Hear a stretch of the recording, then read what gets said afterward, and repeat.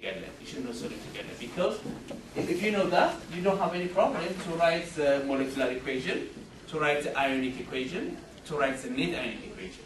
You can have 3 steps. You see, from now on, we're not interested about molecular equation. Unfortunately, we have to move on. We have to move on to ionic equation. We have to move on to a net ionic equation.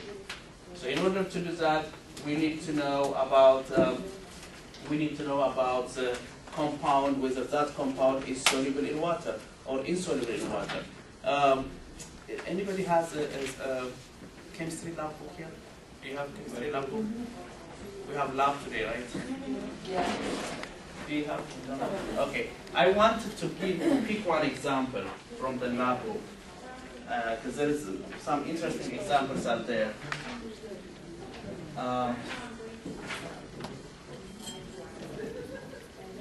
For example, if you have your lab book, I'm just returning to experiment 21, okay? On experiment 21,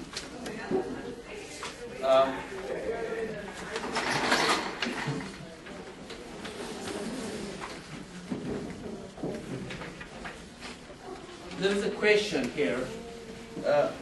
What is metathesis reaction, first of all? What's a metathesis reaction? It is a double replacement reaction. It's exchange of ions. There is a question for you, which you have to write, actually. Copper 2 sulfate plus sodium carbonate. That's how they write. Why they write like this? Because they are thinking that, you know, the chemical formulas. And you also know the products. That's what they are thinking. Okay? So we have to solve a problem like this. Now, what type of reaction you expect, first of all, like this? If you have 2 compounds, what is the type of reactions you expect? Metathesis reaction, or single replacement reaction, combustion reaction? It's going to be what? It's going to be metathesis reaction.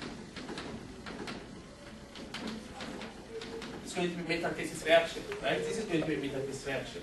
So, before I go further, I have to first write the chemical formula, copper 2 sulfate. What is the formula for copper 2 sulfate? CuSO4. Okay, it is in solution, it's in aqueous, plus sodium carbonate. Na2CO3. It's also aqueous. See?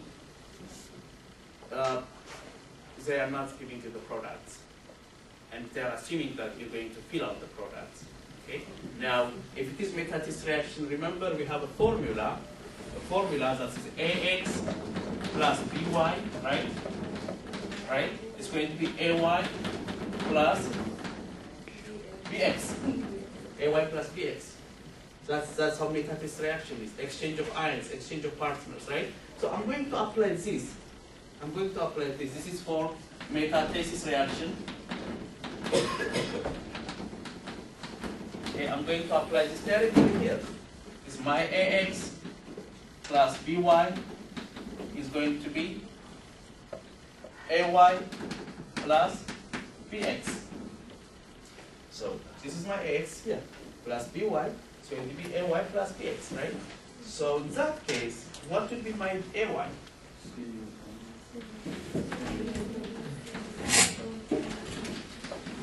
Right, it's going to be AY plus BX. What is AY plus BX? CuCO3 plus, what is my BX? NO2CO4. I mean NO2SO4. NO2SO4. Now, here is the catch. The catch is here. Okay, these are the products. This is a metathesis reaction. For you, what's important now? For you, what's important is to identify which of these 2 compounds are soluble or insoluble. Yeah, that is why I ask you to study the solubility guideline. Without that guideline, you can't go further. Honestly, you can't go further. So, if I look sodium sulfate, what is my guess? Yes.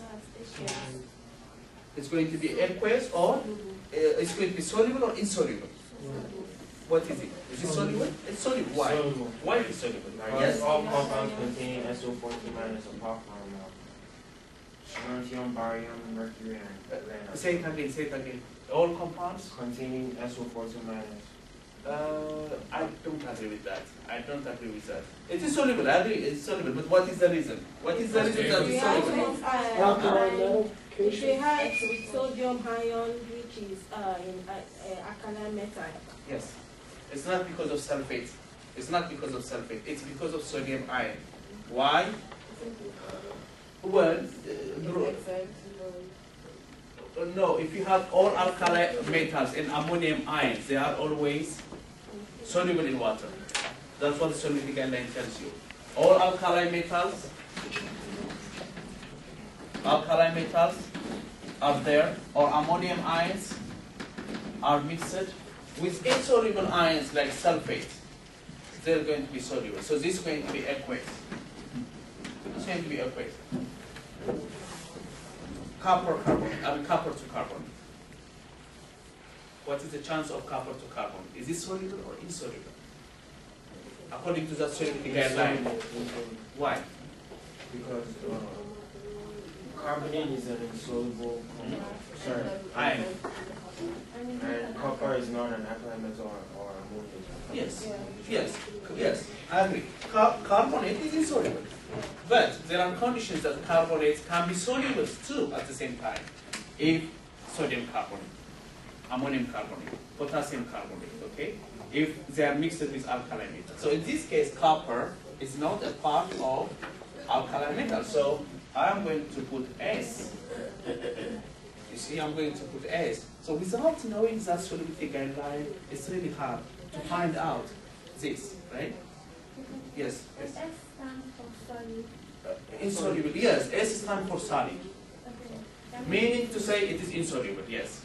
AQ stands for aqueous. It is soluble. It is dissolved in water.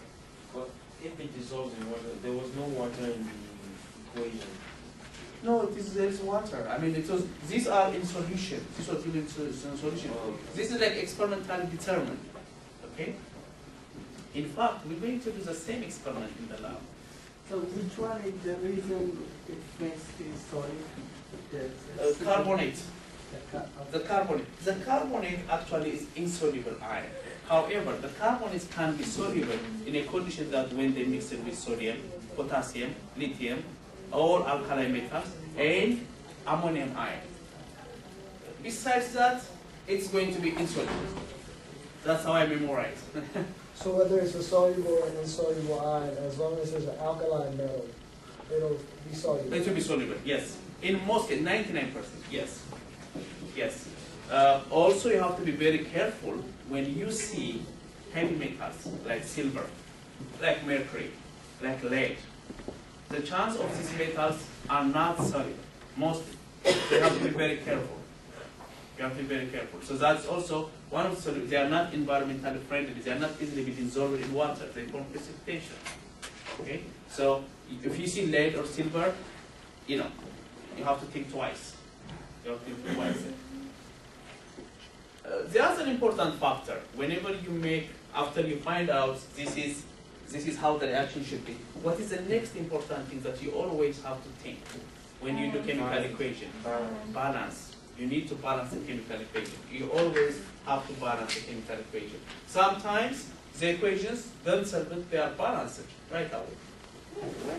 So that's a good thing. But don't expect that always the equations will be balanced. Okay? Now in this case, if I see here, they are already balanced. They are already balanced. Good. So we can continue. What kind of equation is this one? Is molecular equation. Is molecular equation. But now we're going to move to ionic equation. Ionic equation, because the reality is if something dissolves in water, it has to form ions. And whatever balances, okay. should we concentrate at all, or for example, you have CO3, 2. Okay. Should we concentrate at all at that, or just the Na2? Well, okay. When we balancing the equation, we have to look at polyatomic ions first. You know, in other words, we're not going to be balanced for oxygen. No, there is no for oxygen here at all. What is there? What is here? One SO4, one sulfate. There's no oxygen here. There is sulfate here. What is here? Carbonates. There's no oxygen. There's a difference. There's a big difference between a carbonate ion and oxygen ion. Chemically, physically, they are absolutely different. Okay, so you have to know polyatomic ions first. Carbonate. How many carbonates I have? One. How many carbonates I have? One. How many sulfates I have? How many sulfates I have? That's how, you see, the polyatomic ions are treated as one component. Okay, as one part. Okay, we're not going to divide. We're not going to divide like oxygen or carbon. We have to see as one component here. And sodium, we have two sodium, and we have two sodium here. Okay. Now you see. I'm sorry. I'm going to write aqueous here.